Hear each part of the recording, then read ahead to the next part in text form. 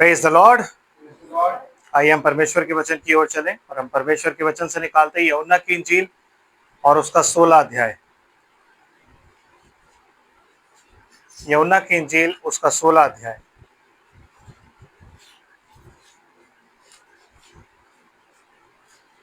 Book of John chapter 16, 25 आयत से आपके सामने पढ़ता हूँ। यहाँ यूं लिखा है, मैंने ये बातें तुमसे दृष्टांतों में कही हैं, परंतु वह समय आता है कि मैं तुमसे दृष्टांतों में और फिर नहीं कहूँगा, परंतु खोलकर तुम्हें पिता के विषय में बताऊंगा।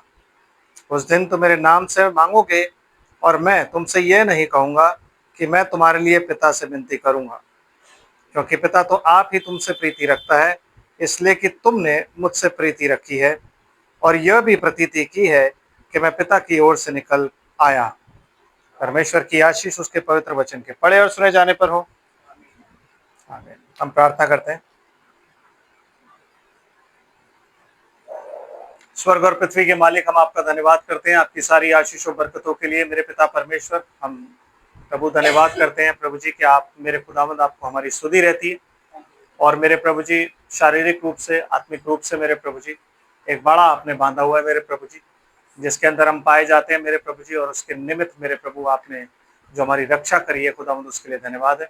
हम धन्यवाद करते हैं हमारे जीवनों के लिए जो आपने अपनी अनुग्रह रूपी गठरी में बांधे हुए हैं प्रभु जी। आप ही का धन्यवाद हो, आपका नाम मुबारक हो।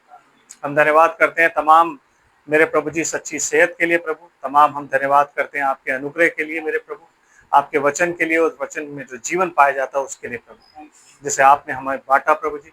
खुदावंद, उसके लिए आपका धन्यवाद। मेरे पिता परमेश्वर, आज की शाम में जब हम यहाँ इकट्ठे होते हैं प्रभु जी इस छत के तले, तो मेरे प्रभु महज एक छत नहीं प्रभु, वरन तेरा भवन है मेरे प्रभु। तो कहता है, जहाँ 2 या 3 मेरे नाम से इकट्ठे होते हैं मैं वहाँ मौजूद होता हूँ। मेरे खुदावंद, हम तेरा धन्यवाद करते हैं तेरी मौजूदगी के लिए मेरे प्रभु जी, क्योंकि तू इनवाइट करता है मेरे प्रभु, तू बुलाता है तो हम आते हैं मेरे प्रभु जी। वरना मेरे प्रभु जी किसी व्यक्ति की कोई मेरे प्रभु ताकत नहीं है कि वो अपनी सामर्थ्य से तेरे पास आ सके। तेरे वचन में लिखा है, जब तक पिता नहीं खींचता तब तक कोई तेरे पास नहीं आ सकता। तो मेरे पिता परमेश्वर, तेरा धन्यवाद करते हैं कि तू हमें लेकर के आया है। तेरा ही धन्यवाद हो, तेरी महिमा, तेरी बड़ाई हो। गीतों के लिए धन्यवाद करते हैं कि तूने प्रभु जी अपने पसंद के गीत दिए कि हम उन्हें गा सके प्रभु जी। अब जब हम वचन पे तेरे प्रभु जी फेलोशिप कर रहे हैं प्रभु जी, तो तेरी अनुग्रह की दृष्टि हम पर बनी रहे। तेरा आत्मा हमारे साथ हो मेरे प्रभु जी, ताकि हम तेरी आत्मा में होके ही प्रभु जी हर काम को करने वाले हो सके। पिता परमेश्वर, इस वक्त में तू हम सबका निगरान हो प्रभु, हम सबका मददगार हो प्रभु जी। मेरे खुदावंद प्यारे बाप, तेरी अनुग्रह की दृष्टि हम पर बनी रहे मेरे प्रभु, खासतौर से मेरे साथ हो प्रभु। तेरी आत्मा का मसा रहे, ताकि खुदावंद तेरा वचन तेरी आत्मा में होके ही प्रभु जी बताया जाए प्रभु। सुनने वालों के कानों को और उनके हृदय को डेडिकेट कर मेरे प्रभु जी, ताकि मेरे पिता परमेश्वर तेरी आवाज इनके कानों से होते हुए इनके हृदय में प्रवेश करे प्रभु, और तेरा वचन इनके हृदय रूपी पट्टियों पर लिख जाए प्रभु। हर एक आशीष के लिए हम तेरा धन्यवाद करते हैं, सारा आदर महिमा धन्यवाद तुझे देते हैं। और मेरे पिता परमेश्वर, अपना टेक चार्ज, इन लोगों का टेक चार्ज तेरे हाथों में देता हूँ प्रभु। तू मददगार हो, तू रक्षक हो प्रभु। मेरे पिता, तू ही सिखाने वाला हो, क्योंकि तेरा आत्मा ही प्रभु जी बेस्ट टीचर है। वही सिखाए प्रभु जी, ताकि हम तेरे वचन को सीख सकें। सब कुछ और सब कुछ तुझे समर्पित करते हुए पिता, अपनी धन्यवाद की भेंट को, प्रार्थना को, अपने आप को, इन प्रियजनों को तेरे हाथों में सुपुर्द करते हैं। और खुदावन, प्रार्थना धन्यवाद के साथ आपके प्यारे बेटे यीशु मसीह के अद्भुत नाम से मांगते हैं, देर से सुने और ग्रहण करें। आमीन। Praise the Lord. हम लोग बैठ जाते हैं। आमीन। यस। तो अभी तक हम जब बात कर रहे थे सेवेंथ मैसेंजर के बारे में, सारी बातचीत कर रहे थे, लेकिन आज मैं कुछ दृष्टांतों के बारे में आपको बताना चाहता हूँ। आमीन। क्योंकि क्या है कि बाइबल जो है ना, ये दृष्टांतों में ही लिखी हुई। भजन संहिता की पुस्तक में लिखा हुआ है कि मैं दृष्टांत बोलने के लिए अपना मुंह खोलूंगा। आमीन। आमीन। आमीन। कि मैं दृष्टांत बोलने के लिए अपना मुंह खोलूंगा। और यीशु मसीह कहता है, मैं उनसे दृष्टांतों में ही बातें करता हूँ ताकि वो ना समझे। हम कभी नहीं समझे कि यीशु मसीह जब इस पृथ्वी पर आया तो वो दृष्टांतों में क्यों बातें करता है? क्यों उसने दृष्टांतों में बातें करी? क्योंकि जो गॉस्पेल्स आप पढ़ते हो ना, वो सुसमाचार है। और वो सुसमाचार किसके लिए था? अन्य जातियों के लिए। आमीन। तो जो लव लेटर होता है ना, वो कोड भाषा में लिखा जाता। तो उसने क्या किया, वो चीजें जो थी उसने एक लव लेटर की तरह कोड भाषा में लिख के और किसे दी, हमें, जो कि हम तभी समझ सकते हैं। क्या कहता है यीशु मसीह, यूहन्ना की इंजील उसका 16 अध्याय में क्या पढ़ा अभी हमने? 25 आयत से 25 आयत से क्या पढ़ा है? मैंने ये बातें तुमसे दृष्टांतों में कही है, हाँ जी। परंतु वह समय आता है कि मैं तुमसे दृष्टांतों में और फिर नहीं कहूंगा। और फिर नहीं कहूंगा, मतलब यीशु मसीह ने जो कुछ भी तुमसे बातें चेलों से करी, वो कहता मैंने दृष्टांतों में बातें करी, लेकिन वो समय अभी आता है कि मैं तुमसे अब दृष्टांतों में बातें नहीं करूंगा। आमीन। और परंतु खोलकर तुम्हें पिता के विषय में बताऊंगा। खोलकर तुम्हें पिता के विषय में बताऊंगा। कैसे बताऊंगा? जब यीशु मसीह का आत्मा चेलों में उतरा तो उस आत्मा ने खोलकर पिता के बारे में सब कुछ बताया। आमीन। और उसने पिता के बारे में हर चीज, पिता के बारे में बताने का मतलब क्या होता है? पिता के बारे में बताने का मतलब है कि पिता को जानने का सिर्फ एक तरीका, और वो है परमेश्वर का वचन। कहता तू जो अनंत जीवन है वो यही है कि वो तुझ अद्वैत परमेश्वर को और यीशु मसीह को जिसे तूने भेजा है जाने। आमीन। और वो जानना जो है वो आप अपनी मर्जी से नहीं कर सकते, वो जानना जो है वो खुदा का आत्मा ही करवाएगा। आप नहीं कह सकते कि रिसर्च करके कि नहीं यार मेरे को, मैंने आज खुदा को ढूंढ लिया या मैंने आज खुदा को पा लिया, ये सब चीजें हम नहीं कह सकते। खुदा को जानने का सिर्फ एक तरीका है कि पवित्र आत्मा आपको पानी बहुत जरूरी है। और जब पवित्र आत्मा आपके पास आ जाएगी तो ये बाइबल जो है ना आपके लिए खुली पुस्तक हो जाती है।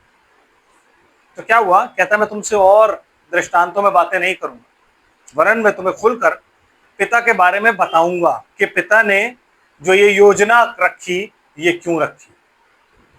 यीशु मसीह जब इस पृथ्वी पर था तो हर काम जो वो करता था ना वो एक दृष्टांत होता, हर काम के पीछे। आमीन। सिर्फ बोलने में नहीं, करने में भी दृष्टांत छुपा हुआ था। आमीन। जानते हैं आप लोग, हमें जो वो सेवा करता था, जो वो मुर्दे जलाता था, हर चीज में एक दृष्टांत छुपा हुआ है। और वो दृष्टांत समझने के लिए परमेश्वर का आत्मा पाना बहुत जरूरी है, क्योंकि कहता है आत्मिक जन ही आत्मिक बातों को जानता है और शारीरिक जन सिर्फ शारीरिक बातों को जानता है। तो अगर आपको आत्मा की बातें जाननी है तो आत्मा की बातें जानने के लिए आपको आत्मा में ही आना पड़ेगा, तब आप उन बातों को जानेंगे, वरना नहीं जान सकते। तो आज हम दो दृष्टांत देखते हैं। तो एक दृष्टांत देखेंगे कि यीशु मसीह ने क्या दृष्टांत बोले और क्या हमें बताया, उन दृष्टांतों में क्या कार्य किए और उनसे हमें क्या पता लगता है। आमीन। हम निकालते हैं मत्ती की इंजील और उसका 14 अध्याय।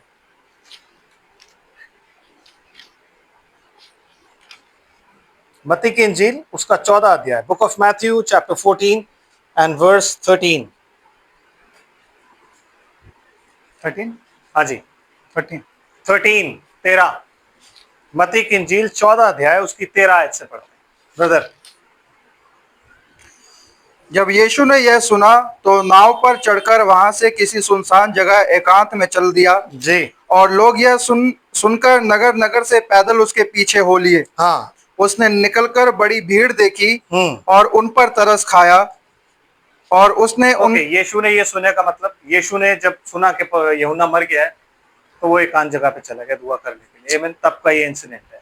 तो क्या हुआ, लोगों को जैसे पता लगा कि यीशु मसीह कहीं गया है तो वो आ गए। और उसने निकलकर बड़ी भीड़ देखी हाँ जी, और उन पर तरस खाया। हाँ जी। और उसने उनके बीमारों को चंगा किया। उसने जब निकला वो बाहर ना, दुआ करने के बाद जब वो बाहर आया तो उसने बड़ी भीड़ देखी, एक बहुत बड़ी भीड़ उसके आगे खड़ी हुई थी। और जैसे उसने भीड़ को देखा ना तो उसने तरस खाया। आमीन। क्यों खाया तरस? वो भीड़ बिन चरवाहे की भीड़ों की तरह थी, क्योंकि उन बेचारों को कुछ चाहिए था। और फरीसी और सदूकी उनके अच्छे चरवाहे नहीं थे, अच्छा चरवाहा उनके सामने था जो उनको देख के तरस खा रहा था। आमीन। तो जैसे उसने देखा और तरस खाया तो तरस खाकर उसने क्या किया, उनके बीमारों को चंगा किया। उनके बीमारों को उसने क्या किया, चंगा किया, क्योंकि वो बीमारों को डाल डाल के लेकर के आए थे। और उसने क्या किया, उनके बीमारों को चंगा किया। और ब्रदर जब सांझ हुई तो उसके चेलों ने मतलब ये जो हीलिंग सी ये चल रही है, ये हीलिंग सर्विस चल रही है और सुबह थी, सुबह से अब सांझ हो गई है, लेकिन इतने लोग थे कि हीलिंग चले जा रही है, हीलिंग सर्विस चल रही है। आमीन। और जब शाम हो गई तो शाम हो जाने के बाद क्या होता है, यीशु मसीह क्या होता है, तो उसके चेलों ने उसके पास आकर कहा। किसने? चेलों ने। उसके चेलों ने उसके पास आकर क्या कहा कि यह तो सुनसान जगह है Amen. और देर हो रही है। यस, मतलब वो जो जगह थी ना, जिस जगह पे यीशु मसीह ये सब काम, वो खुद सुनसान जगह पर चला गया था, जाके कोई ना हो, एकांत में जाके मैं दुआ तो करूं। तो जब वो दुआ करने के लिए गया और दुआ करने के बाद जब वो बाहर निकला, उसने भीड़ देखी, तो वो सुनसान जगह पर ही आ गए। लोग इतने डेस्परेट थे, है कि नहीं ब्रदर? लोग इतने डेस्परेट थे क्योंकि उस वक्त में परमेश्वर का वचन नहीं था, उस वक्त में परमेश्वर की चंगाइयां नहीं थी। सिर्फ एक ही जगह थी, बथेस्दा का पूल, आमीन, और उसमें भी एक ही बंदा ठीक होता था, और किसी भी फरीसी और किसी भी शास्त्री में चंगा करने की कोई शक्ति नहीं थी। तो लोग इतने डेस्परेट थे कि खुदा उस वक्त उनको नहीं दिखता था, खुदा उनके मध्य में था ही नहीं। तो लोगों का जो ये जो एक उनके अंदर जो जिज्ञासा थी ना कि हमें भी चंगा होना है, हम भी चाहते हैं, हमें भी चीज है, तो जब वो यीशु को देखते थे ना, तो भीड़ की भीड़ उस पर गिरी पड़ती थी ब्रदर, आमीन। भीड़ की भीड़ उस पर गिरी पड़ती थी, जैसे कि और देर हो रही है, हाँ जी। लोगों को विदा किया जाए। लोगों को विदा करो। चेले आके समझा रहे हैं किसको? यीशु मसीह। आमीन, यीशु मसीह को समझा रहे हैं, प्रभु ऐसा है कि सुनसान जगह है, देर हो रही है और लोगों को विदा करते, अंधेरा होने वाला है? क्यों क्यों विदा करना है लोगों कि को? वे बस्तियों में जाकर अपने लिए भोजन मोल लें। हाँ, यीशु ने उनसे हम कहा, प्रेयर लाइन कंटिन्यू कर सकते हैं, लेकिन प्रभु क्या है कि अंधेरा होने वाला है, तो इससे पहले कि अंधेरा होना, हम चाहते हैं कि ये लोग जाएं और जाके अपने लिए ना खाना मोल लें। कहां से? बस्तियों से। है ब्रदर, खाना कहां से मोल लें? बस्तियों से खाना मोल लें, दुनिया से खाना मोल लें, आमीन। लेकिन यीशु मसीह क्या कह रहा है? चंगाई वो कर चुका है। वो सारे काम जो थे, अट्रैक्शन जो थी, क्या कहते हैं? Attraction on the mountain. क्या मैसेज है ब्रदर ब्रैनम का? अट्रैक्शन ऑन द माउंटेन, आमीन। कि पर्वत पर एक खिंचाव है, एक आकर्षण है। तो वो जो अट्रैक्शन थी वो हो चुकी है, हीलिंग हो चुकी है। अब खाना खाना है, अब भूख लग रही है, और अब चेलों को चिंता हो रही है कि यार इनको खाना देना है। अब इनको खाना कैसे दिया जाए, क्योंकि हम लोग जो यहाँ पे हैं इनके पास तो कुछ खाने को नहीं है, और इन्हें बस्तियों में जाके खाना लाना पड़ेगा। तो हम प्रभु फिर से रिक्वेस्ट करते कि इन्हें जाने दे ताकि ये खाना लाएं। लेकिन प्रभु क्या कहता है उन्हें? यीशु ने उनसे कहा, उनका जाना आवश्यक नहीं। उनका जाना आवश्यक नहीं है, बिकॉज एक बार आप यीशु मसीह के पास आ गए ना, उसके बाद आपका दुनिया में जाके और खाना बटोरना आवश्यक नहीं है ब्रदर एंड सिस्टर, आमीन। क्योंकि मनुष्य केवल रोटी से ही नहीं, हर एक उस वचन से जो परमेश्वर के मुख से निकलता है जीवित रहता है। तो इसलिए आपका कहीं बाहर जाना आवश्यक नहीं है, आपका किसी और जगह जाना आवश्यक नहीं है। आप क्योंकि यीशु मसीह के पास आ गए हो, तो यीशु मसीह के पास आने के बाद अब आपको यहाँ सब कुछ मिलेगा। इसलिए तो यीशु मसीह क्या कहता है? कौओं को देखो, चिड़ियों को देखो, क्या उनके खत्ते होते हैं? नहीं होते। जब तुम्हारा पिता उनको खाना खिला सकता है, तो हे अल्पविश्वासियों, क्या वो तुम्हें नहीं खिलाएगा? आमीन। कि तुम्हें नहीं खिलाएगा वो? लेकिन क्या होता है, हमारे पास टेंशन्स बहुत होती है ना, हमें लगता है कि यार खाना भी चाहिए। अब दुआबंदी तो ठीक है, लेकिन हमें खाना भी चाहिए। लेकिन ब्रदर, एलिया जब वहां पे अकाल पड़ा और एलिया को खुदा ने बोला कि तू नाले के पास जाके रह, आमीन। तो जब वो किद्रोन नाले के पास रह रहा था, तो वहां पे कोई आदमी देने नहीं आ रहा था उसको खाना, उसको खाना देने कौवे आ रहे थे, आमीन। और जब नाले का पानी सूख गया, पानी सूखने के बाद खुदा ने उसको बोला, जा, मैंने एक विधवा को बोला है कि वो तुझे खाना खिलाएगी। तो खुदा ने खाने का इंतजाम पहले ही कर रखा होता है, हम टेंशन फालतू की लेते हैं। जैसे चेले ले रहे हैं, यीशु मसीह को समझा रहे हैं, कह रहे हैं प्रभु इनके पास खाना नहीं है, इनको लेने जाने दे। तो प्रभु क्या कह रहा है ब्रदर? तुम ही इन्हें खाने को दो। तो यीशु मसीह बड़े कैजुअली उनसे कहता है, ठीक है, तुम ही इनको खाने को दो, क्योंकि तुम तो खाना कैरी करते हो ना मेरे लिए। होता कि नहीं होता? जब सामरी स्त्री के से मिलने के लिए यीशु मसीह बैठ गया, तो वो कहाँ लेने गए थे? वो गांव में खाना लेने गए थे। जब कश्ती में वो बैठे हुए थे और यीशु मसीह फरीसियों की खमीर के लिए विषय में उनको कह रहा था, तब वो कह रहे थे रोटी तो हम लाए नहीं। तो ये खमीर की बात कहां से आ गई? इसी इंसिडेंट के बाद, वो इसी मिराकल के बाद है, आमीन। कि यीशु मसीह जब उसे कह रहा था, तुम फरीसियों और शास्त्रियों के खमीर से चौकस रहो, तो आपस में बात करेंगे, भाई तू रोटी लेके आया? नहीं। मैं, तू रोटी लाया? नहीं। तो ये खमीर की बात क्यों कर रहा है फिर? तब यीशु मसीह उनको समझाता, तो रोटी लेके वो चलते थे, ऐसा नहीं, आमीन।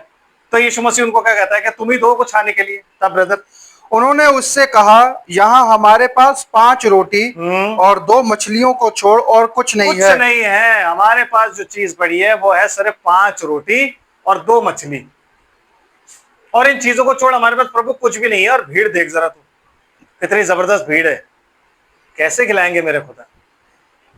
आमीन। यीशु मसीह को क्या बोला जाता है? प्रिंस ऑफ प्रॉस्पेरिटी, या आप कह लो king of prosperity. Prince of prosperity कौन था? जोसेफ।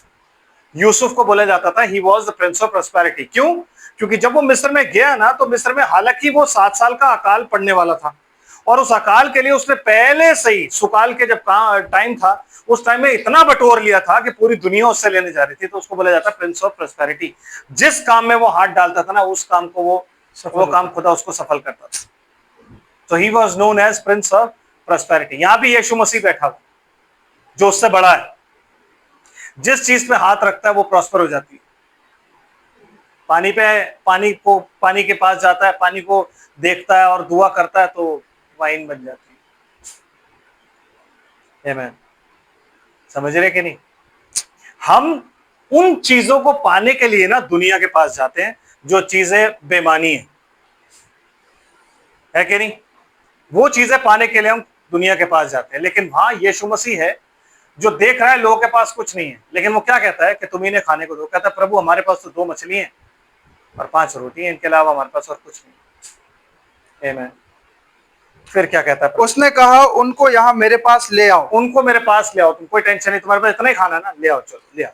तब उसने लोगों को घास पर बैठने को कहा। हाँ जी। और उन 5 रोटियों और 2 मछलियों को लिया और स्वर्ग की ओर देखकर धन्यवाद किया। यस। और क्या किया? 5 रोटी और 2 मछली। पहले 5 रोटियों को लिया, उठाया, स्वर्ग की ओर देखकर परमेश्वर को, जो दुआ आप करते हो भाई, हम भी तो थैंक्स बोलते हैं, है कि नहीं?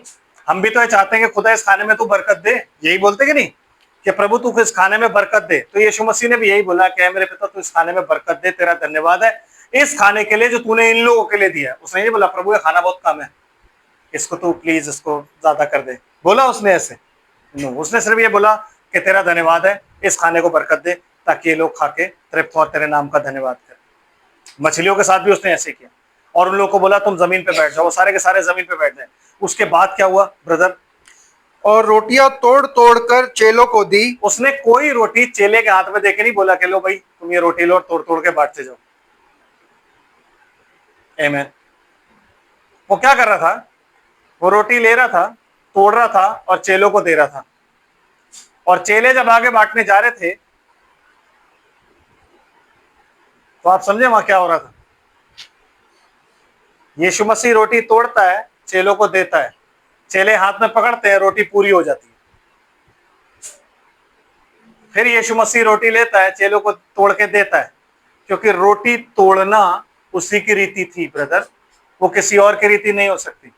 जब तक वो रोटी को नहीं तोड़ेगा तब तक रोटी जो है वो ब्लेसेड नहीं होगी। तो वो उसकी रीति थी। क्या रीति? कि वो रोटी तोड़ तोड़ के चेलों को दे रहा है और चेलों के हाथ में रोटी बढ़ रही है, पूरी हो रही है और चेले बांटे चले जा रहे हैं। और ऐसे करते करते उन्होंने सबको खिला दिया। और सेम मछली के साथ हुआ, मछली तोड़ के तो नहीं दी गई। आमीन। लेकिन मछली पर जब दुआ करके आगे दिया गया तो मछली सबको मिल गई, मछली खत्म ही नहीं हुई। बिल्कुल वैसे ही जैसे सारपत की जो विधवा थी, ना तो उसका मैदा चुका और ना ही उसका तेल चुका। आमीन। सब कुछ उसमें बढ़ता चला गया, वैसे ही इसमें सब कुछ बढ़ता चला जा रहा है। और जब इस सब कुछ का सब कुछ बढ़ जाता है तो ब्रदर आगे क्या होता है? और चेलों ने लोगों को दी। देखिए आमीन, यीशु मसीह तोड़ के चेलों को दे रहा है, चेले लोगों को दे रहे हैं। और ब्रदर, और सब खाकर तृप्त हो गए। और सब खाकर तृप्त हुए। मतलब इतनी मछली और इतनी रोटी थी कि बस पूछो मत। तृप्त मतलब उनकी जो पेट की जो भूख थी ना, वो बिल्कुल खत्म हो। सेटिस्फाई। किसी ने भी आधा पेट खाना नहीं खाया, किसी ने भी पौना पेट खाना नहीं खाया, जिसने भी खाया भर पेट खाया, तो वो तृप्त हो गए। और तृप्त होने के बाद क्या होता है ब्रदर? और उन्होंने बचे हुए टुकड़ों से भरी हुई 12 टोकरियां उठाई। उन्होंने बचे हुए टुकड़ों से बचे हुए टुकड़ों की कितनी टोकरियां उठाई? क्यों? आमीन। 12 ही क्यों उठाई?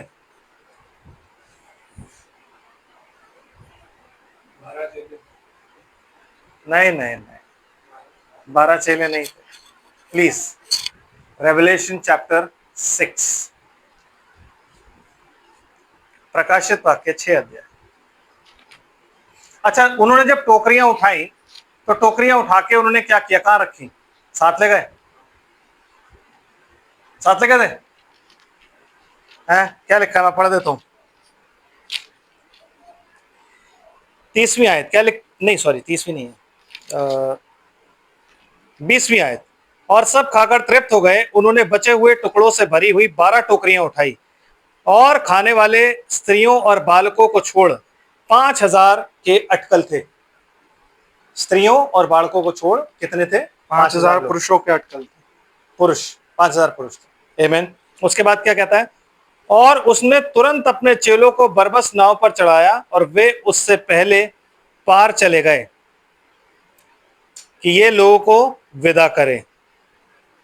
जब तक कि मैं लोगों को, हाँ जी, ठीक है। वो लोग नाव में चले गए, लेकिन कहीं नहीं लिखा कि वो रोटी लेके गए, है कि नहीं? Yes. Now Revelation chapter 6 first verse. फिर मैंने देखा कि मेमने ने उन 7 मोहरों में से एक को खोला और उन 4 प्राणियों में से एक का गर्ज का सा शब्द हुआ। नहीं, हम चलेंगे रेवलेशन चैप्टर 7 पे।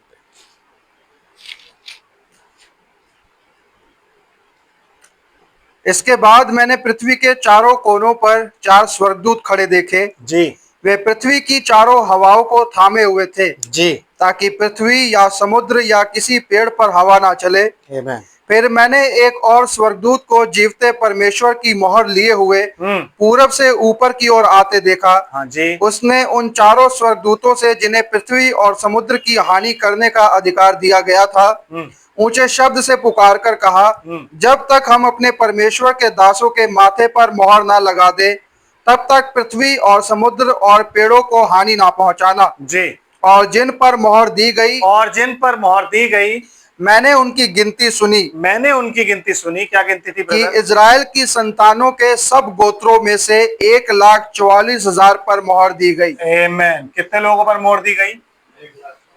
1,44,000 पर मोहर दी गई। आमीन। ब्रदर पढ़िए पढ़िए, प्लीज पढ़िए। यहूदा के गोत्र में से 12,000 पर मोहर दी गई। हाँ जी। रूबेन के गोत्र में से 12,000 पर। हाँ जी। गाद के गोत्र में से 12,000 पर। हाँ जी। आशेर के गोत्र में से 12,000 पर। नप्ताली के गोत्र में से 12,000 पर। मनश्शे के गोत्र में से 12,000 पर। हाँ जी। शमोन के गोत्र में से 12,000 पर। जी। लेवी के गोत्र में से 12,000 पर। जी। इज़ाकार के गोत्र में से 12,000 पर। हाँ जी। जबूलून के गोत्र में से 12,000 पर। हाँ जी। यूसुफ के गोत्र में से 12,000 पर। जी। और बेन्यामीन के गोत्र में से 12,000 पर मोहर दी गई। विच मीन्स कितने थे? 12 गोत्र इंटू 12,000। आमीन। Answer is 1,44,000। ठीक है जी। ये मोहर जो दी गई है इन पर, ये कब दी गई? इनकी जो सीलिंग हुई, बिल्कुल ये सीलिंग कोई, आप ये मत सोचिए कि कोई छाप जो थी वो कोई वैसी छाप थी जिसको लेकर के आया, जिस छाप की वजह से कोई मोहर ऐसे लगा के सील। नहीं नहीं, ये पवित्र आत्मा की छाप है। ये वो छाप है जो हम लोगों पर, जो पवित्र आत्मा पाए हुए होते हैं, ऑलरेडी हो चुकी है। इसलिए बाइबल कहती है कि पवित्र आत्मा को शोकित मत करो, जिससे तुम पर छुटकारे के दिन तक के लिए छाप हो चुकी है नहीं ब्रदर? ओके, नाउ ये छाप कब लगी? पढ़ते हैं प्रकाशित वाक्य और उसका 11 अध्याय।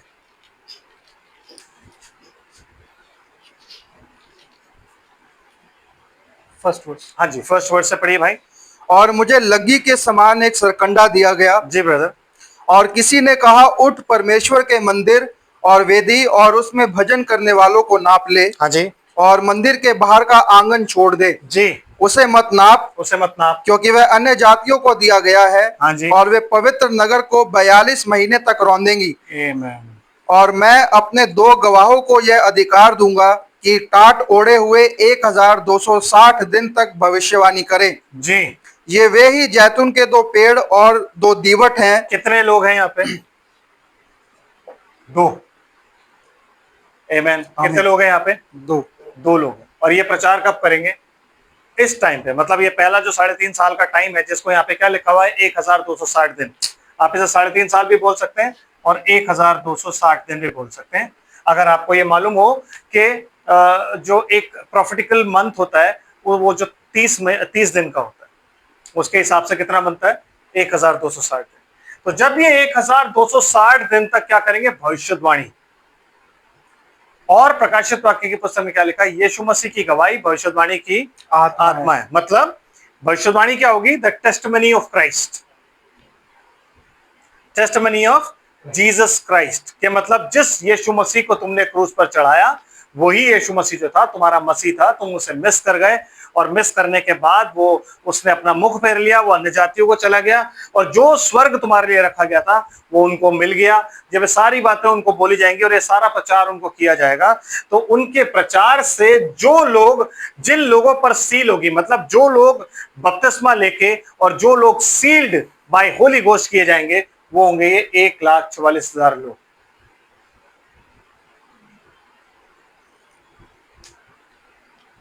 समझ आ रहा है?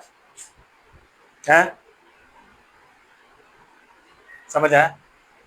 अब वापस दृष्टांत पे आओ।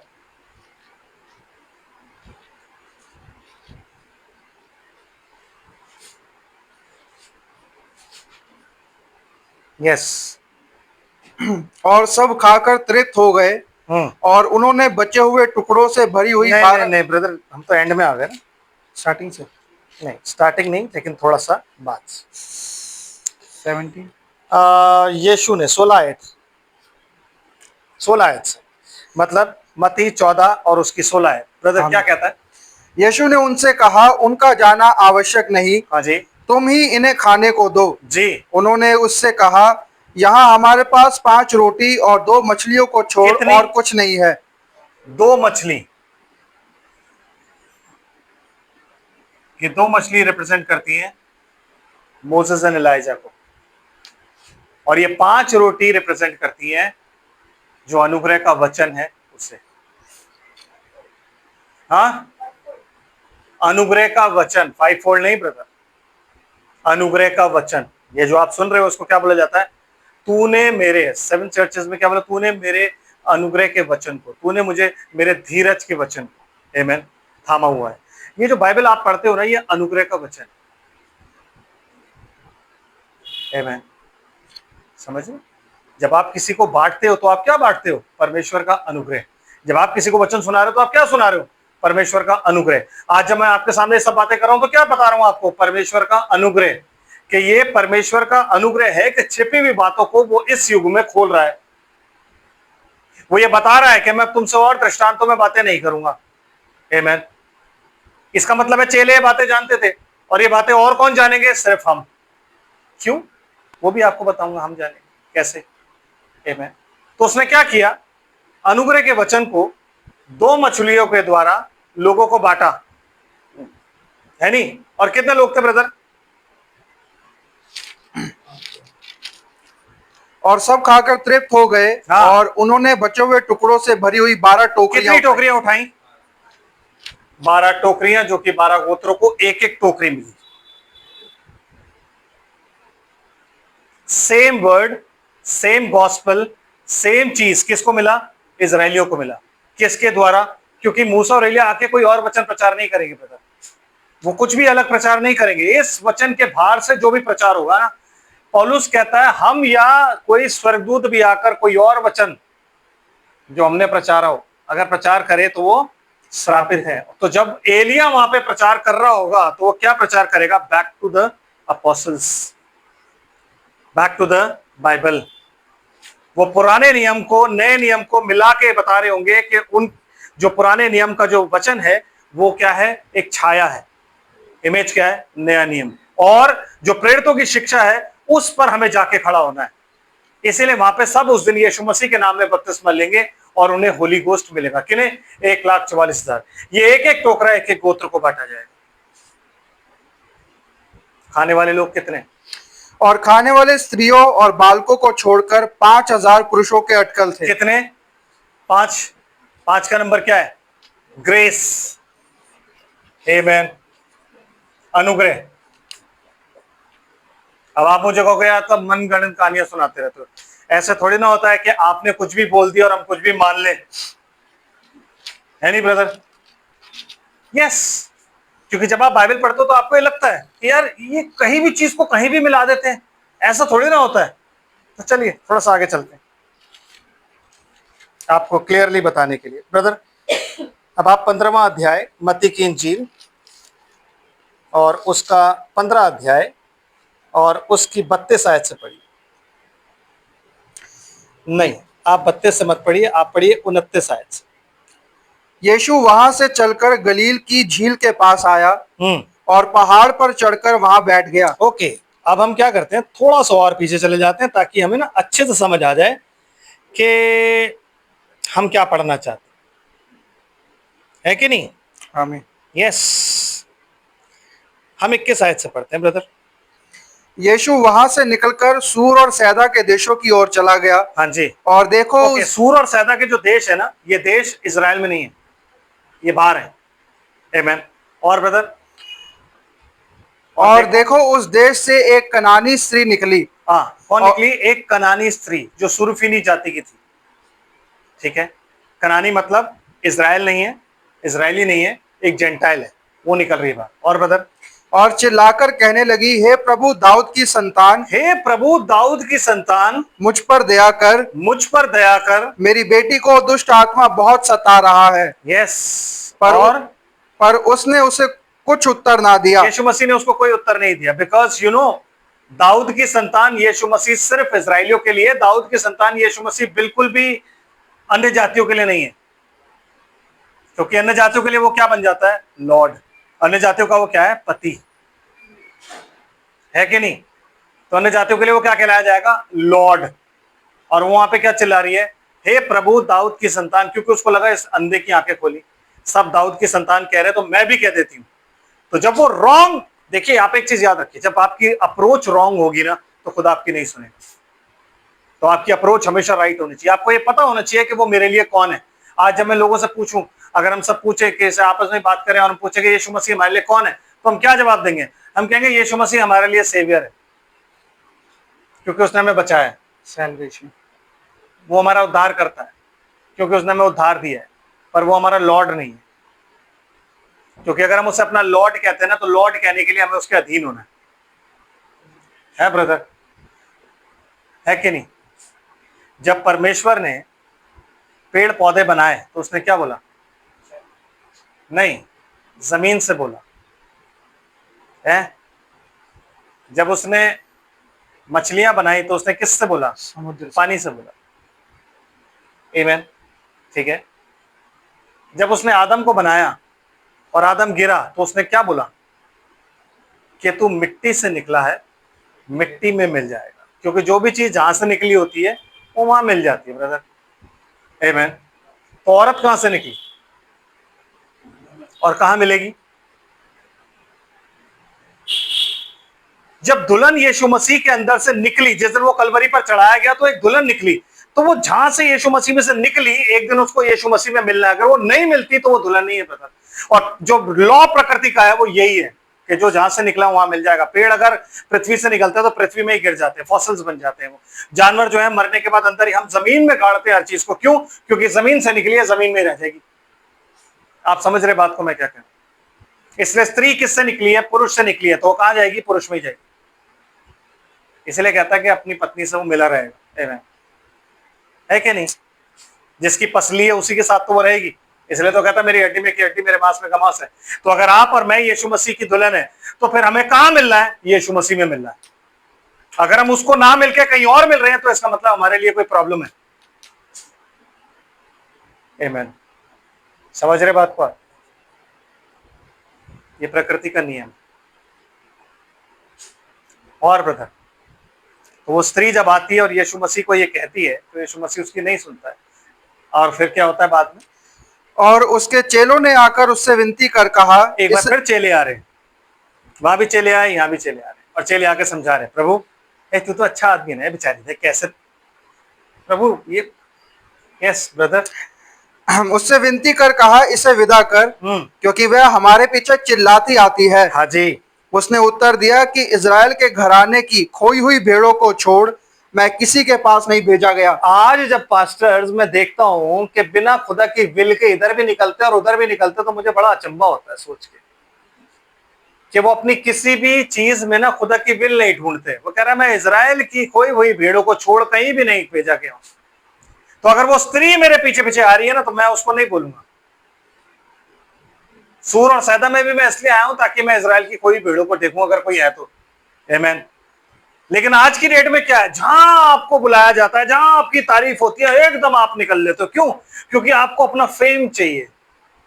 आपको यह पता होना चाहिए कि यार मुझे बुलाया कि यार आई एम समथिंग। ब्रदर, खुदा की विल बहुत जरूरी है। Amen. देखो, हम मूसा की तरह वो कार्य तो कर देंगे कि हम उस पे पत्थर पर 2 बार छड़ी मार दें, पानी निकलेगा, लेकिन आप कनान में नहीं आओगे, आप नहीं पहुंच पाओगे। पानी निकला क्यों? क्योंकि खुदा अपने अपने भविष्यद्वक्ता की इज्जत करना जानता है, लेकिन भविष्यद्वक्ता ने खुदा की इज्जत नहीं करी। विल ऑफ गॉड इज कि आपको मालूम होना चाहिए कि वेदर आई शुड गो और नॉट गो।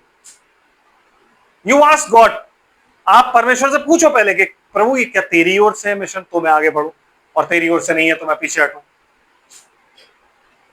है कि नहीं? हर जगह जहां से हमें बुलाया जाता है, या हर जगह जहां से आपको बुलाया जाता है, इसका मतलब ये थोड़ी ना कि आपको जाना ही जाना है। नो, ऐसा नहीं है। हम सिर्फ इसलिए जाते हैं कि नहीं यार जाना पड़ेगा क्योंकि मैं बहुत बड़ा प्रचारक हूं, मुझे जाना चाहिए।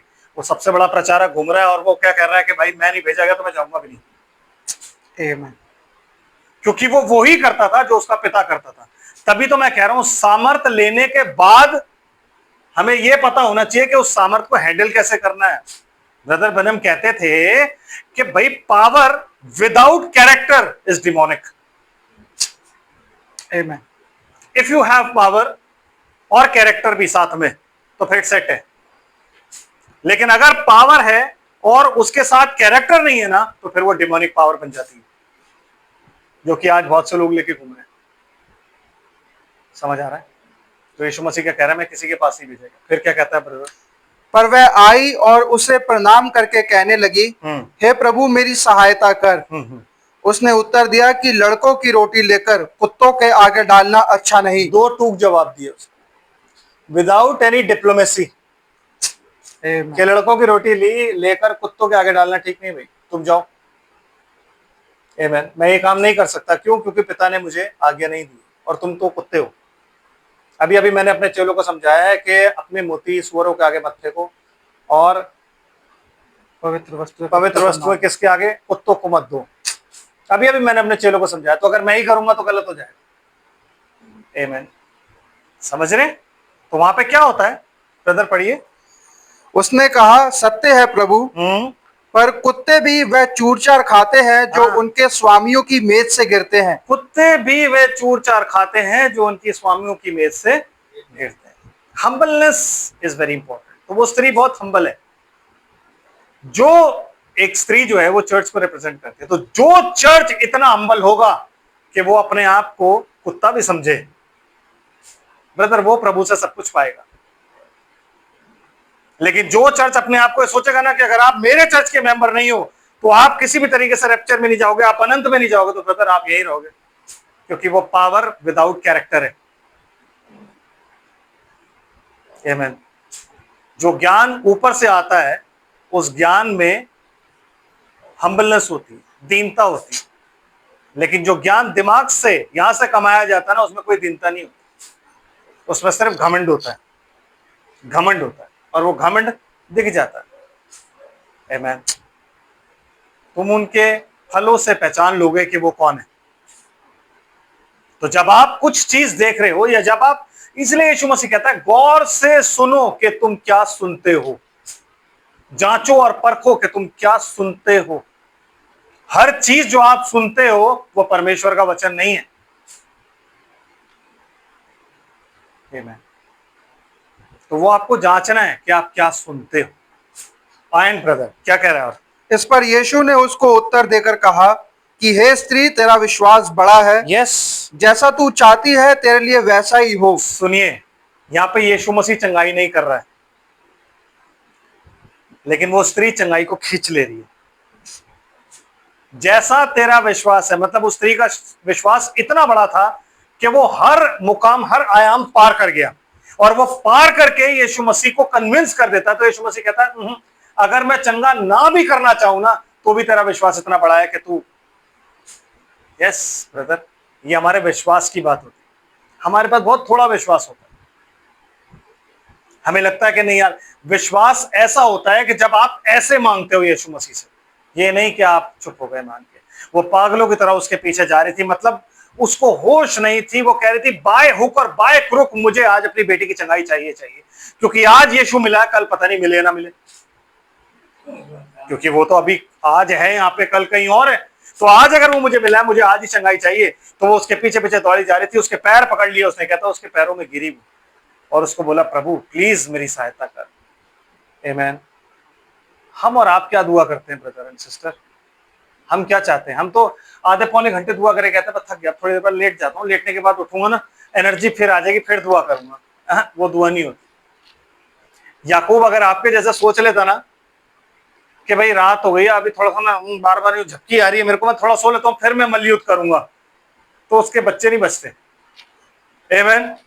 लेकिन पूरी रात उसने मल्लयुद्ध किया, पूरी रात, वैसे ही जैसे स्त्री कर रही है। पकड़ के बैठ गया कि नहीं प्रभु, तू मुझे पहले मेरे से वायदा कर, मुझे आशीषित कर, मैं तब जाने दूंगा। कसम खा। यस, कसम खा। उसने बोला ठीक है मैं वायदा करता हूँ तेरे साथ। नहीं नहीं नहीं नहीं, वायदा नहीं, कसम खा।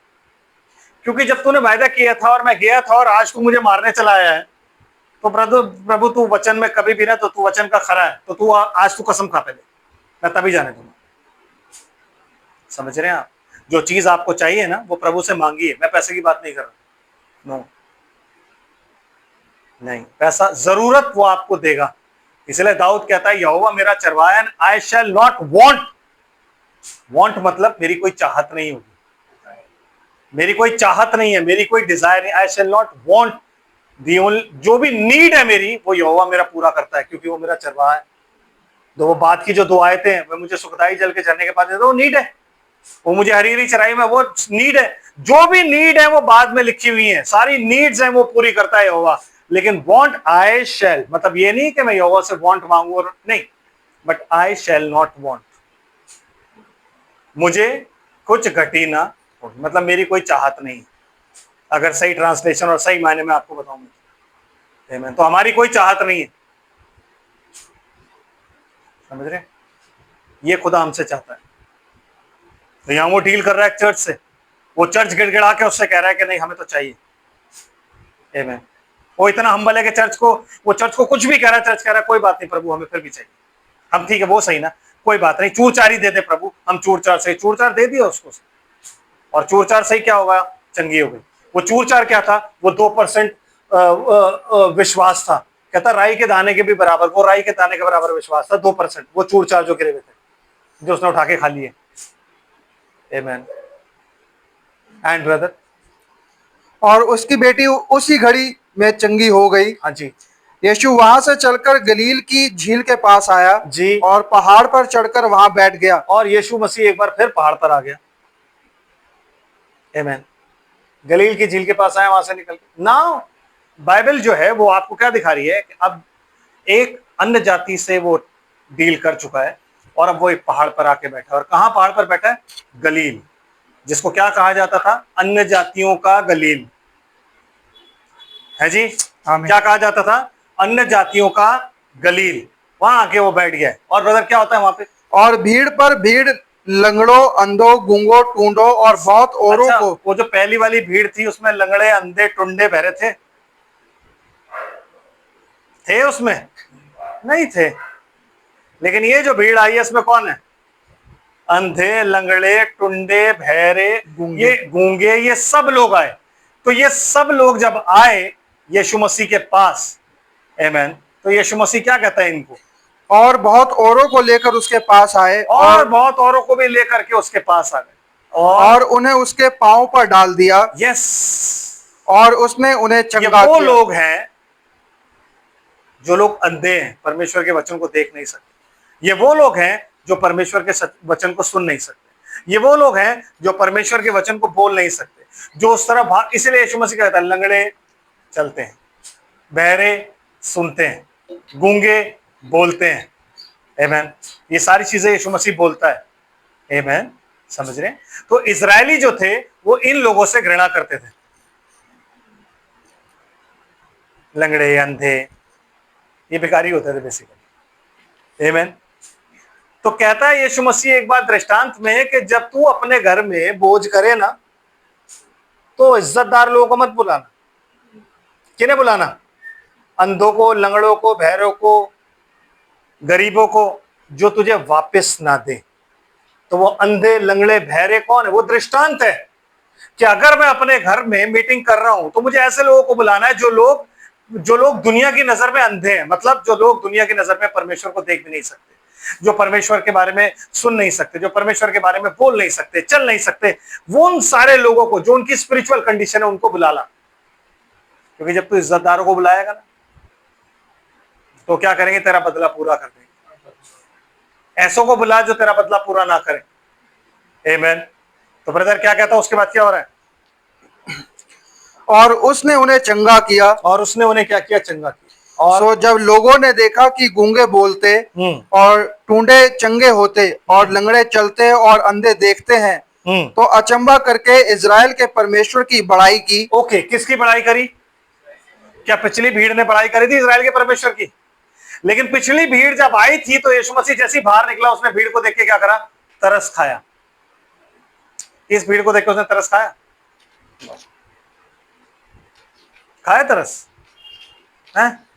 नहीं खाया। ये भीड़ लाके ऐसे ही डाल दी गई। इस भीड़ को देख के उसने तरस नहीं खाया। लेकिन इसमें अंधे थे, लंगड़े थे, टुंडे थे, बहरे थे, उस भीड़ को देखकर उसने तरस खाया कि यार ये मेरे अपने हैं, ये इजरायली हैं। लिखा है। क्या लिखा है? यीशु ने अपने चेलों को बुलाकर कहा, मुझे इस भीड़ पर तरस आता है। हाँ, क्यों आता है? क्योंकि वे 3 दिन से मेरे साथ हैं। ब्रदर 3 दिन से साथ है, इसलिए तरस आता है। लेकिन जब उसने देखा तो तरस नहीं खाया था। नहीं समझे? जब वो पिछली वाली भीड़ को देखा उसने तो तरस खाया, लेकिन इसको जब देखा तो तरस नहीं खाया। लेकिन वो 3 दिन से इस भीड़ के साथ है। आमीन। कितने दिन से? और उनके साथ कितने दिन था? कोई दिन नहीं लिखे हुए, लेकिन यहां क्या लिखा हुआ है? 3 दिन से वो इनके साथ है। आमीन। और उनके पास कुछ खाने को नहीं। और उनके पास कोई, अब यहां पे चेले नहीं कह रहे, वहां पे चेले कह रहे थे, यहां यीशु मसीह कह रहा है क्या? कि यार ये 3 दिन से मेरे साथ है और इनके पास कुछ खाने को नहीं। आमीन। तो तुम एक काम करो, इन्हें खाने को दो। और मैं उन्हें भूखा विदा करना नहीं चाहता। मैं उन्हें भूखा विदा नहीं करना चाहता। देखो, है कि नहीं? यहाँ पे कौन कह रहा है? या यीशु मसीह कंसर्न दिखा रहा है उनकी रोटी के लिए। ये भीड़ 3 दिन से मेरे साथ है और मैं इन्हें विदा नहीं करना चाहता, ऐसे भूखा विदा नहीं करूंगा। कहीं ऐसा ना हो कि मार्ग में थक कर रह जाएं। कहीं ऐसा ना हो कि मार्ग में थक कर। कौन सा मार्ग ब्रदर? जो परमेश्वर के राज्य का मार्ग है, उसमें थक कर वो रह जाएं, है ना ब्रदर? तो उस मार्ग के लिए जो भोजन उनको, जो सस्टेनिंग पावर जो उनको चाहिए, जो एनर्जी उनको चाहिए, वो भोजन कहाँ है? तो वो भोजन के लिए ना तुम कुछ करो। क्या कहता है वो? चेलों ने उससे कहा, हमें इस जंगल में कहां से इतनी रोटी मिलेगी? हमें कहां से इतनी रोटी मिलेगी इस जंगल में कि हम इतनी बड़ी भीड़ को तृप्त करें? बस, क्योंकि वो कहां है भीड़? वो भीड़ किधर है? जंगल में है ब्रदर, जंगल में है वो भीड़। तो यीशु मसीह क्या कह रहा है उसे? कि इस जंगल में चेले का कह रहे हैं, इतनी इतनी रोटी हम कहां से लाए जंगल में से कि हम इतनी बड़ी भीड़ को तृप्त कर दें? तो यीशु मसीह क्या कहता है? यीशु ने उनसे पूछा, तुम्हारे पास कितनी रोटियां हैं? यस, यीशु मसीह उनसे पूछा, भाई अच्छा ठीक है, चलो एक काम करो, मुझे बताओ तुम्हारे पास कितनी रोटियां पड़ी हैं? उन्होंने कहा, 7 और थोड़ी सी छोटी मछलियां। आमीन। उन्होंने क्या बोला? 7 रोटी और थोड़ी सी छोटी मछलियां। उन्होंने इस बार क्या जवाब दिया? 7 रोटी, ब्रेड, मतलब मैं हिंदी में लिख रहा हूं, चलो 7 रोटी और थोड़ी सी मछली। आमीन। आमीन। थोड़ी सी मछली ये उनके पास थी इस बार, है ब्रदर? तब यीशु मसीह क्या कहता है? तब उसने लोगों को भूमि पर बैठने की आज्ञा दी। तब उसने लोगों को भूमि पर बैठने की आज्ञा दी और उन 7 रोटियों और मछलियों को ले धन्यवाद करके तोड़ा। यस। और अपने चेलों को देता गया। फिर वही चीज करी उसने। क्या? वो जो 7 रोटियां थी उनको अपने हाथ में रखा, वो तोड़ तोड़ के दिए जा रहा है, चेले लिए जा रहे हैं, रोटी पूरी हुए जा रही है और वो खिलाए चले जा रहे हैं। आमेन। और वैसे ही उसने मछलियों के साथ भी किया। समझ रहे हैं? फिर ब्रदर क्या होता है? और चेले लोगों को, और चेले लोगों को देते गए, और सो सब खाकर तृप्त हो गए। वो सब खाकर फिर से तृप्त हो गए। मतलब उतनी रोटियों में सारे के सारे तृप्त हो गए, उतनी मछलियों में सब तृप्त हो गए। एक बार फिर एक मिराकल होता है। और ब्रदर, और बचे हुए टुकड़ों से भरे हुए 7 टोकरे उठाए। इस बार कितने टोकरे उठा लिए उन्होंने? पिछली बार कितने थे? 12 बास्केट्स थे, और इस बार कितने थे? 7 बास्केट्स थे। और 7 बास्केट्स कहां थे? हैं ब्रदर? नहीं ब्रदर, 7 मैंने आपसे ये नहीं पूछा क्या थे, मैंने पूछा कहां थे। मैंने क्या पूछा आपसे? तो कहां थे बताओ अब? Gentile land. लो भाई निकालो भाई कुरंथियो, पहला कुरंथियो निकालो। ज्ञान बहुत खराब चीज होती है, पूरा ज्ञान समझाना चाहिए। ज्यादा स्मार्ट बन के समझाओगे तो दुनिया समझ नहीं पाएगी ब्रदर। पहला कुरंथियो 10 अध्याय, फर्स्ट वर्ष से पढ़िए। पहला कुरंथियो 10 अध्याय पहली आयत ब्रदर। हे भाइयों, मैं नहीं चाहता कि तुम इस बात से अज्ञात रहो हम्म कि हमारे सब बाप दादे बादल के नीचे थे, हम्म और सब के सब समुद्र के बीच से पार हो गए, हम्म और सबने ओके ओके, मतलब ये मिस्र से निकलने की बात कर रहा है पौलुस, कि सब बादल के नीचे थे, सब समुद्र से पार हो गए। और फिर ब्रदर, और सबने बादल में और समुद्र में मूसा का बपतिस्मा लिया। मूसा का बपतिस्मा, एक मूसा का बपतिस्मा भी है ब्रदर। और वो मूसा का बपतिस्मा क्या है? कि वो बादल के नीचे थे और समुद्र से जब पार हुए तो वो उनका बैप्टिज्म था।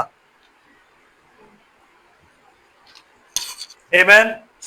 Yes brother. एंड और सबने एक ही आत्मिक भोजन किया, सबने एक ही आत्मिक भोजन किया, और सबने एक ही आत्मिक जल पिया, सबने एक ही आत्मिक जल पिया, क्योंकि वे उस आत्मिक चट्टान से पीते थे जो उनके साथ साथ चलती थी, हाँ और जी। वह चट्टान मसीह था। वो चट्टान कौन था? मसीह था ब्रदर। आमेन। एंड आगे, परंतु परमेश्वर उनमें से बहुतेरों से प्रसन्न न हुआ, इसलिए वे जंगल में ढेर हो गए। इसलिए वो कहां ढेर हो गए हैं? जंगल में ढेर हो गए। तो आपको क्या चीज सुनाई जा रही है? कहां की बातचीत सुनाई जा रही है? जंगल की। आमेन। और ये बातें हमारे लिए दृष्टांत ठहरी, ये बातें हमारे लिए क्या ठहरी हैं? दृष्टांत, हमारे लिए पैरेबल है। क्या? वो जो जंगल का सफर है वो हमारे लिए पैरेबल है, वो एक तरीके का हमारे लिए दृष्टांत है। मेरे ब्रदर, आप इसको पूरा पढ़िए, क्योंकि वो इस सफर में बता रहा है हमें क्या क्या नहीं करना है। ब्रदर पढ़ दो, सिर्फ पढ़ दो, एक्सप्लेनेशन नहीं चाहिए। ये बातें हमारे लिए दृष्टांत ठहरी कि जैसे उन्होंने लालच किया, वैसे हम बुरी वस्तुओं का लालच ना करें। जी और ना तुम मूर्त पूजने वाले बनो, जी जैसे कि उनमें से कितने बन गए थे। जी जैसा लिखा है कि लोग खाने पीने बैठे जी। और खेलने कूदने उठे।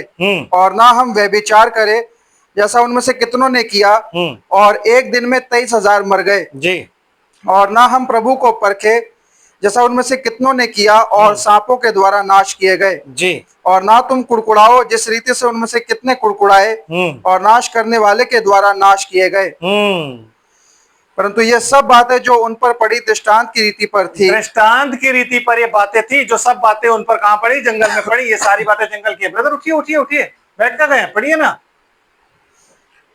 यस। और वे हमारी चेतावनी के लिए जो जगत के अंतिम समय में रहते हैं लिखी गई हैं। किसकी चेतावनी के लिए? आपकी और मेरी चेतावनी के लिए, तो जगत के अंत में रहते हैं, हमारे लिए लिखी गई हैं। आमीन। जो कुछ भी उन्होंने जंगल में किया, वो सारी की सारी चीजें जो थी वो हमारी चेतावनी के लिए यहाँ पे लिखी गई। आमीन। समझ आ रहा है जी? Yes brother. एंड इसलिए जो समझता है कि मैं स्थिर हूँ, वह चौकस रहे कि कहीं गिर ना पड़े। यस, बस बस बस यहीं तक पढ़ना है। तो मेरे कहने का मतलब ये है कि आप जो लाइफ अभी आज जी रहे हो, वो लाइफ क्या है? जंगल का सफर है ना। वो लाइफ क्या है? जंगल का सफर। आमीन। और उस जंगल के सफर में आप चल रहे हो, और वो हमारे दृष्टांत के लिए लिखा गया है। आमीन। और यीशु मसीह ने जो उनको खाना खिलाया, वो कहां पे खिलाया था? जो रोटियां उन्होंने खाई और जो मछलियां खाई अभी गलील के एक पहाड़ पे, कहां खाई थी वो? जंगल में। चेलों ने क्या बोला? जंगल में आप इतनी रोटियां कहां से लेके आए? बोला कि नहीं बोला है जी? ओके, वापस आओ। मत्ती की इंजील 15 अध्याय, जो दृष्टांत हम पढ़ रहे थे, वापस आओ।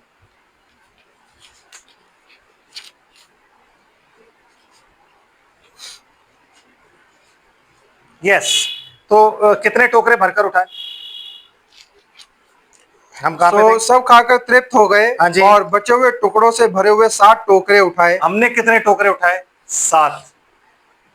आमेन। और ब्रदर? और खाने वाले स्त्रियों और बालकों को छोड़ 4000 पुरुष थे। कितने थे? 4000। आगे पढ़ो ब्रदर थोड़ा सा। तब वह भीड़ को विदा करके नाव पर चढ़ गया क्या? और मगदन देश के सिवानों में आया। मतलब टोकरे लेकर, टोकरे लेकर। तो टोकरे उसने कहाँ छोड़ दिए? जंगल में। क्यों? वो टोकरे किन के थे? वो टोकरे उनके थे जो आने वाले टाइम में इस जंगल के सफर में चल रहे थे, और उनको हरेक एक कलीसियाई युग में एक एक टोकरा दिया गया। इफसुस की कलीसियाई काल का एक टोकरा था, स्मुरना की कलीसियाई काल का एक टोकरा था, पेरगमुन की कलीसियाई काल का एक टोकरा था। आमेन। और सरदीस की कलीसियाई काल का एक टोकरा, फिलाडेल्फिया की कलीसियाई काल का एक टोकरा, और उसके बाद लौदीकिया। 7 कलीसियाई कालों के 7 टोकरे थे, जो 7 टोकरे उनको दिए गए। आमेन। समझ आ रहा है जी आपको? कितने लोग थे वहां पे खाने वाले? 4000। 4 का नंबर जो है वो अर्थ को रिप्रेजेंट करता है, पृथ्वी को रिप्रेजेंट करता है, जेंटाइल्स को रिप्रेजेंट करता है। 4 का नंबर किसे दर्शाता है? अन्य जातियों को। ईस्ट वेस्ट नॉर्थ साउथ 4 कोने हैं, तो किसको दर्शाता है? जेंटाइल्स को दर्शाता है। आमेन। कितनी मछलियां उनको दी गई? उनके पास 7 रोटियां थी जो 7 चर्चेस में बांटी गई, परफेक्शन की रोटी जो आज आप खा रहे हो। आमेन। और कितने लोग थे? थोड़ी सी मछलियां, क्योंकि हमारे यहाँ पे जितने भी प्रीचर है आप नहीं गिन सकते 7 चर्चेस में कितने हुए, क्योंकि जब फिलाडेल्फिया का फिलाडेल्फिया कलीसिया काल शुरू हुआ तो बहुत से प्रचारक आए, कहता जाल डाला गया, मछलियां और सब कुछ पकड़ कर ले आए जाल भर के, फिर किनारे पे आके, तो मतलब इतने प्रचारक और इतने सब कुछ थे कि आप नहीं पहचान सकते, आप नहीं समझ पाए। तो कितना लिखा हुआ है? थोड़ी सी मछलियां, 2 नहीं है, 3 नहीं है, 4 नहीं है, 5 नहीं है, थोड़ी सी मछलियां। हर कलीसियाई काल में कोई ना कोई होता था, हर कलीसियाई काल में लोग होते थे, हर कलीसियाई काल में लोग होते थे। आमेन। हर काम जो यीशु मसीह ने किया वो दृष्टांत था। हर काम जो उसने किया, चाहे वो कोई भी काम क्यों ना हो, वो इस पृथ्वी पर जब काम भी करता था ना, तो वो दृष्टांत की रीति पर करता था, ताकि लोग जाने कि आज के युग में उसकी क्या अहमियत है। वरना इन 2 लोगों को खिलाने का क्या वरना इन 2 लोगों में से एक के साथ वो 3 दिन से है, 3 दिन से इनके साथ हूं मैं। आमेन। लेकिन सामरी स्त्री के सब उसने सामरी स्त्री से जब उसने बात करी, तो सामरिया में कितने दिन रहा था वो? 2 दिन।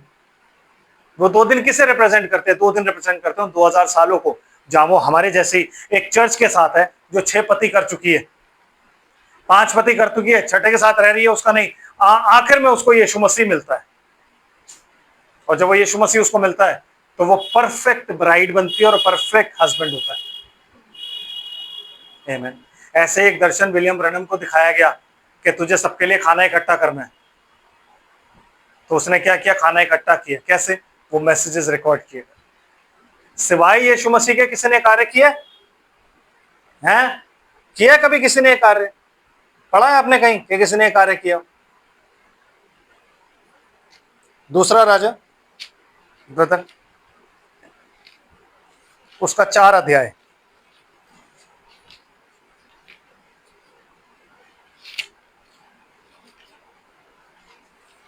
और उसकी 38 आयत से पढ़ी। दूसरा राजा 4 अध्याय 38 आयत। Quick quick.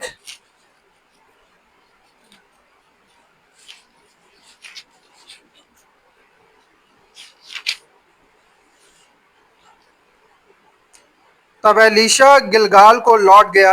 उस समय देश में अकाल था और भविष्यद्वक्ताओं के चेले उसके सामने बैठे हुए थे। ओके, कौन थे उसके सामने? भविष्यद्वक्ताओं के चेले उसके सामने पाए जाते थे। और क्या हुआ ब्रदर? और उसने अपने सेवक से कहा, हाँ हंडा चढ़ाकर भविष्यद्वक्ताओं के चेलों के लिए कुछ पका। जी। तो वो किसके लिए पकवा रहा है? भविष्यद्वक्ताओं के चेलों के लिए। आमेन। तो भविष्यद्वक्ताओं के चेले कौन हुए? भविष्यद्वक्ता। Yes brother. एंड तब कोई मैदान में साग तोड़ने गया और कोई जंगली लता पाकर अपनी अखबार भर इंद्रायण तोड़ ले आया जी, और फांक फांक करके पकने के लिए हंडे में डाल दिया। हाँ जी। और वे उसको ना पहचानते थे। तब उन्होंने उन मनुष्यों के खाने के लिए हंडे में परोसा। खाते समय वे चिल्लाकर बोल उठे, हे परमेश्वर के भक्त, हंडे में माहुर है। हंडे में माहुर है। माहुर का मतलब होता है मृत्यु, क्योंकि जैसे उन्होंने खाया उल्टी करने लगा वो एकदम से, जैसे पॉइजन अंदर जाता है, आप उल्टी करते हो ना, तो सारे उल्टी करने लगे। तो वो जोर से चिल्लाया जो सर्व कर रहा था, हे परमेश्वर के दास, क्या है हंडे में, डेथ है। तो क्या करता है, और वे उसमें से खा ना सके। हाँ जी तब एलीशा ने कहा, अच्छा कुछ मैदा ले आओ जी। तब उसने उसे हंडे में डालकर कहा, उन लोगों के खाने के लिए परोस दे। फिर हंडे में कुछ हानि की वस्तु ना रही। ना रही, क्यों? क्योंकि मैदा रिप्रेजेंट किसको करता है? अगर आप नहीं,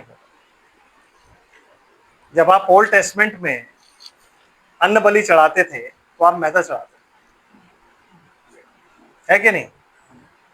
तो उसने मैदा लिया और मैदा डाल दिया और बोला अब इसमें कोई प्रॉब्लम नहीं है, अब इसे आप खा सकते हो। आमेन।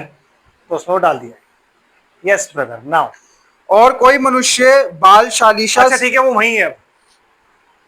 आमेन। गिलगाल में ही है। और वो किन के साथ है? भविष्यद्वक्ताओं के चेलों के साथ।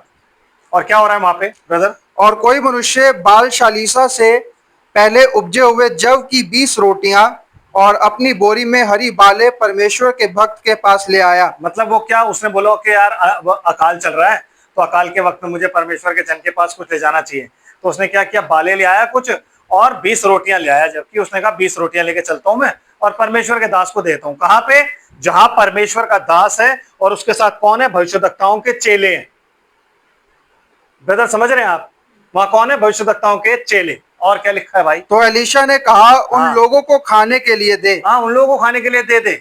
और उसके टहलुए ने कहा, क्या मैं 100 मनुष्यों के सामने इतना ही रख दूं? क्या मैं 100 मनुष्य के सामने इतने ही रख दूं? क्योंकि 20 रोटी अगर 100 आदमियों को खिलाई जाएगी तो कितनी हिस्से में आएगी? समझ रहे हैं? कैलकुलेशन ही गलत है। कहता क्या मैं इतनी रोटी उन लोगों के आगे रख दूं? तो क्या बोल रहा है वो?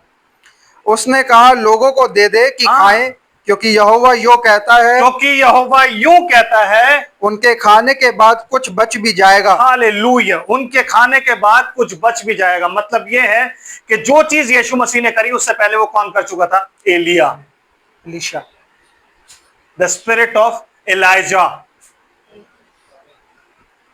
आमेन। क्या कर चुका था वो? कि उसके पास जब रोटियां लाई गई, और वो कहां है? वो भविष्यद्वक्ताओं के चेलों के पास है। आमेन। इसीलिए जो एलिया का, इसीलिए वो कहता है जो भविष्यद्वक्ता को भविष्यद्वक्ता जानकर ग्रहण करता है वो भविष्यद्वक्ता का बदला पाएगा। बदला मतलब वो भविष्यद्वक्ता बन जाएगा। The spirit of prophet will be in him. Amen. इसलिए आज जो आप खा रहे हो वो खाने के बाद, ये वही खाना है जो आप खा रहे हो। कहता है खाने के बाद कुछ बच भी जाएगा। दिस इज दस सेड द लॉर्ड। आगे क्या लिखा है ब्रदर? उन सब ने खाया, तब उसने उनके आगे धर दिया, उन सब के आगे धर दिया, और यहोवा के वचन के अनुसार उनके खाने के बाद कुछ बच भी गया। कुछ बच भी गया मेरे भाई, कुछ बच भी गया मेरी बहन। आमेन। उन लोगों के लिए खाना बच भी गया। मतलब उन लोगों ने इतना खाया और खा के वो तृप्त हो गए, और खाने के बाद वो बच भी गया। ये रोटी है जो आज बांटी जा रही है एलिया की मिनिस्ट्री से। ये रोटी है ब्रदर जो आज बांटी जा रही है, क्योंकि इस रोटी को और यीशु मसीह की उन रोटियों को आप अलग नहीं कर सकते। सेम रोटी है जो बांटी जा रही है। एक मिरेकल एक ही दो इंसान कर रहे हैं विद सेम स्पिरिट। एलाइजा में जो आत्मा थी उसको बोलते हैं यह इज गॉड। आमेन। समझ रहे हैं कि नहीं समझ रहे? एक ही स्पिरिट एक ही मिरेकल कर रही है। एक पहले करती है इजराइल के लिए और दूसरा करता है किसके लिए? जेंटाइल्स के लिए। और एलीशा किसके लिए करता है? भविष्यद्वक्ताओं के चेलों के लिए। जो भविष्यद्वक्ताओं के चेले हैं सिर्फ उनको ही खाना मिलेगा, उनके अलावा और किसी को नहीं मिलेगा। और भविष्यद्वक्ताओं के चेले भविष्यद्वक्ता ही होते हैं। ईगल के बच्चे ईगल ही होते हैं ब्रदर। अगर आप अपने आप को कहते हो ना कि वो ईगल है हमारा खुदा और हम ईगल के बच्चे हैं, मैं ख्वाब हूं, उड़ने के लिए पैदा हुआ हूं, तो भाई आप प्रॉफिट हो। फिर आपकी ये विजन जो है ना अंधी, अगर आप आगे नहीं देख पाते तो आप अंधे हो। फिर अगर आपको आगे का नहीं पता कुछ, अगर आप इस वचन में से आगे नहीं पढ़ सकते तो आप अंधे हो। अगर आप नबी के संदेश को पढ़ के भी उसके आगे नहीं देख सकते तो आप अंधे हो। क्योंकि रेवलेशन सिर्फ उन्हें मिलता है जो ईगल होते हैं, उनके अलावा और किसी को नहीं मिलता। उन्हें मिलता है जो सूरज को आंख में आंख डाल के देखते हैं, सिवाय ईगल उकाब के और कोई नहीं देखता आंख में आंख डाल के। सूरज को ऐसे देख के और उसकी तरफ बढ़ना ये सिर्फ उकाब कर सकता है और कोई नहीं, और उकाब के बच्चे कर सकते। समझ रहे हैं ब्रदर? हैं? तो दृष्टांत हमने पढ़े, तो दृष्टांत हमने सुने, तो कहता अब मैं तुमसे दृष्टांतों में बातें नहीं करूंगा। आमेन। तो हमें तो ये न्यू टेस्टमेंट का दृष्टांत पता है कि हाँ यीशु मसीह ने जेंटाइल को खिलाया और यीशु मसीह ने उनको, लेकिन एलिया भी तो नहीं किसी को खिलाया, एलिया की आत्मा ने भी तो किसी को खिलाया। किन को खिलाया? भविष्यद्वक्ताओं के चेलों को। जब अकाल पड़ा हुआ था, आज अकाल है वचन का, और भविष्यद्वक्ताओं के चेले ये सब खा रहे हैं by the spirit of Elijah. Amen. बशर्ते क्या भविष्यद्वक्ताओं के चेले हो, बशर्ते क्या इलाइजा के साथ पाए जाते। कोई भी बाइबल की बातें यूं ही नहीं लिखी हुई। आमेन। कोई भी दृष्टांत, कोई भी भविष्यवाणी यूं ही नहीं लिखी गई। हर एक भक्त जन आत्मा से प्रेरित होकर और भविष्यवाणी करता है। ये चीजें आपको वहां क्यों नहीं मिलेंगी? क्योंकि वो जितने भी भविष्यद्वक्ताओं के चेले थे वो किसके साथ थे? एलिया के साथ। ब्रदर, उन्होंने जब देखा कि एलिया में वो आत्मा पाया जाता, एलिशा के साथ जो थे, उन्होंने जब देखा कि एलिशा में वही आत्मा पाया जाता है जो एलिया में था, तो वो सारे अपने सारे स्कूल छोड़ के एलिशा के पास आ गए। ब्रदर, वो अपने डिनोमिनेशन से छोड़ा है। ये वो लोग हैं जब एलिया जा रहा है उड़ने के लिए और एलिशा उसके साथ साथ जा रहा है, और वो एलिशा को बुला के कह रहे हैं तुझे पता है आज तेरा जो स्वामी है वो उठाया जाने वाला है। कहता मैं जानता हूं तुम चुप रहो, मैं जानता हूं तुम चुप रहो, मैं जानता हूं तुम चुप रहो। वो उनको बार बार ही बोलता गया। और जब वो यरदन पे जब उन्होंने देखा यरदन से पार होने का समय आ गया, तो उन्होंने देखा एलिया ने अपनी चादर ऐठी, यरदन पे मारी, यरदन दो भाग हो गया, वो चले गए। उसके बाद जब वो वापस आए तो एलिया नहीं था, एलिशा था। लेकिन एलिशा ने उनके देखते देखते क्या किया, वही चादर उठाई और मारी और दो भाग हो गया। तब उन्होंने क्या बोला? एलिया में जो आत्मा था ना वो एलिशा पे आके ठहर गया। समझ रहे? उन्होंने रिकग्नाइज किया। किन्होंने? भविष्यद्वक्ताओं के चेलों ने। तो आज वो किसके चेले हो गए? एलिशा के चेले। आमेन। समझ रहे हो? मैं आपसे ये नहीं कह रहा कि यीशु मसीह नहीं है। No no no, it is not like. मैं आपको ये नहीं कह रहा, बट मैं आपको समझा रहा हूं कि यीशु मसीह ने अगर चिन्ह और चमत्कार किए, सेम चिन्ह एलिशा ने भी किया है। और एलिशा में किसकी आत्मा थी? एलिया की आत्मा। समझ रहे बात को? यीशु मसीह ने जो भी चिन्ह और चमत्कार किए जेंटाइल्स के लिए किए, 7 चर्च एजेस के लिए किए। आमेन। लेकिन एक ग्रुप इन सब में ऐसा है जिसे क्या बोला जाता है? भविष्यद्वक्ताओं के चेले। अब ये डिसाइड हमें करना है कि हम कौन है। क्या हम भविष्यद्वक्ताओं के चेलों में से आते हैं या हम नॉर्मल लोग हैं? क्योंकि नॉर्मल आदमी कोई भी नहीं खा पाएगा ब्रदर, सिर्फ वही खाएंगे जो भविष्यद्वक्ताओं के चेले होंगे। आमेन। प्रभु आप सबको आशीष बरकत दे। अगली बार हम एक नए दृष्टांत पे चलेंगे। आज हमारा ये दृष्टांत था जिसमें हमने देखा कि यीशु मसीह कैसे जेंटाइल्स और कैसे इजराइल दोनों की चिंता करता है। उसे ये तक चिंता थी कि 12 टोकरियां उसने पहले से भर के रखी हुई थी। उसे ये तक चिंता थी तो उसने 7 टोकरियां पहले से भर के रखी हुई थी, ताकि वो 7 टोकरियां बांटी जाए, ताकि वो 12 टोकरियां बांटी जाए, और उसका वचन हमारे जीवनों में इजराइल और जेंटाइल्स के लिए पूरा हो। इसलिए बाइबल कहती है कि मिस्ट्री ये है कि वो सब कुछ को मसीह में एकत्र करे, चाहे वो जेंटाइल हो और चाहे वो इजराइल। प्रभु आप सबको आशीष बरकत दे। प्रार्थना करते हैं। स्वर्ग और